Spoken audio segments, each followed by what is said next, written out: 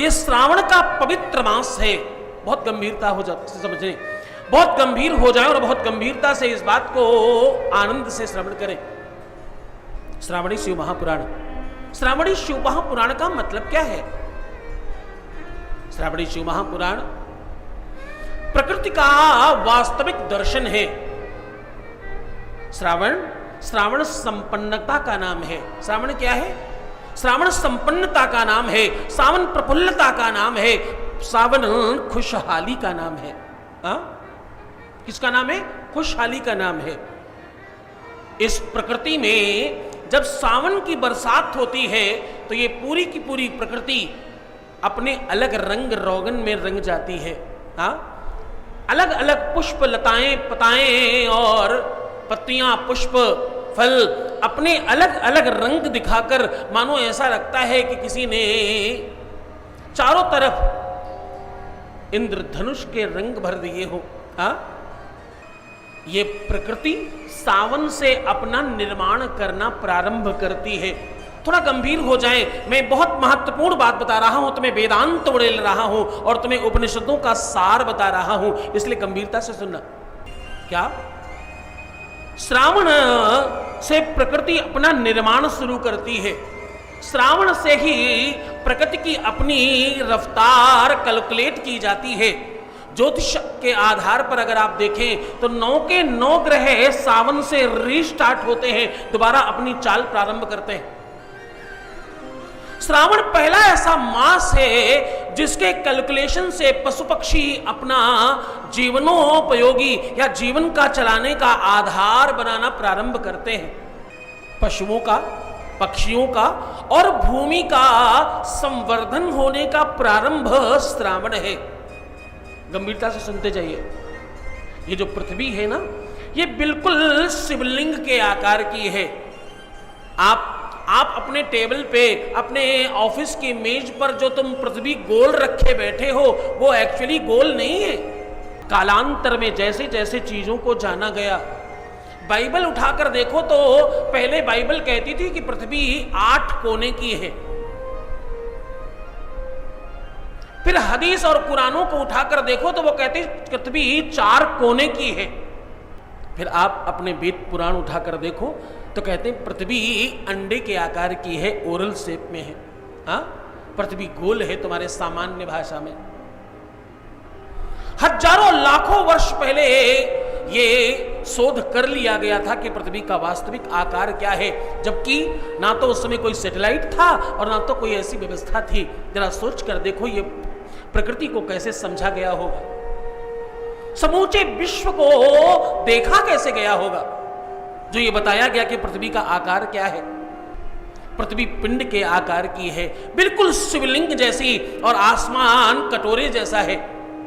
मानो कटोरे में शिवलिंग रखी है, अर्घे के ऊपर शिवलिंग स्थापित है और उस पर जलाभिषेक हो रहा है। श्रावण में क्या हो रहा है? श्रावण में जलाभिषेक हो रहा है। और जलाभिषेक का फल क्या है?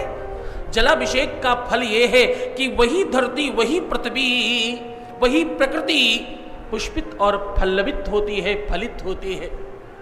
पुष्पित, पल्लवित और फलित होती है। तुम्हें संपन्न होना हो, तुम्हें पुष्पित और पल्लवित और फलित होना हो, तुम्हें आशीर्वाद में पहले लोग कहा करते थे दूधो नहाओ पूतो फलो। क्या कहते थे? दूधो नहाओ और पूतो फलो। संपन्नता हमारी प्रकृति के वस्तुओं से हम आंकलन किया करते थे।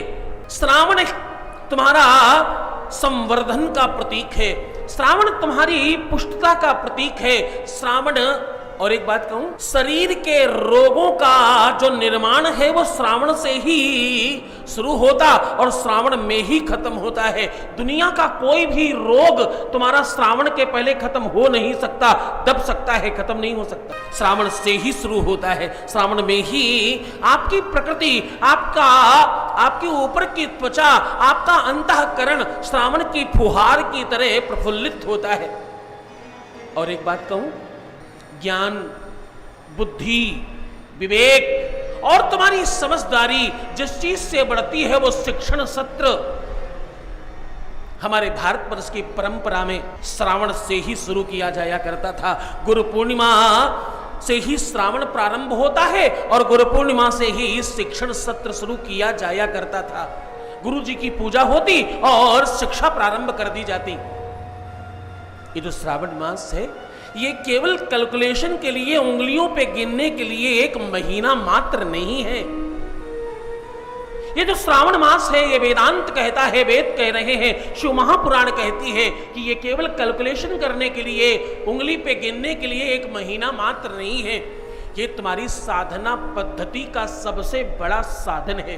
क्या है ये तुम्हारी साधना पद्धति का सबसे बड़ा साधन है। और इसमें करी हुई साधना, इस मुहूर्त में किया गया तप, इस मुहूर्त में किया गया जप तप और उपवास, तुम्हारा दान विश्व में सर्वश्रेष्ठ माना जाता है।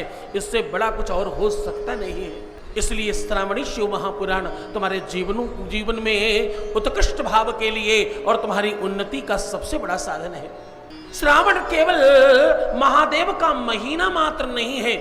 श्रावण केवल और केवल बरसात का महीना नहीं है। श्रावण केवल और केवल पूरी प्रकृति में रंग रोगन करने की व्यवस्था नहीं है। श्रावण केवल और केवल फल, पुष्प, पत्र, नए कोपल लाने के लिए नहीं है। श्रावण केवल और केवल पेड़ पौधे और तुम्हारी वनस्पतियों को संवर्धित करने के लिए नहीं है। श्रावण केवल तुम्हारे अन्न के खाने की व्यवस्था बनाने वाली भूमि को संवर्धित करने के लिए मात्र नहीं है साधना, और ये तो तपस्या का महीना है।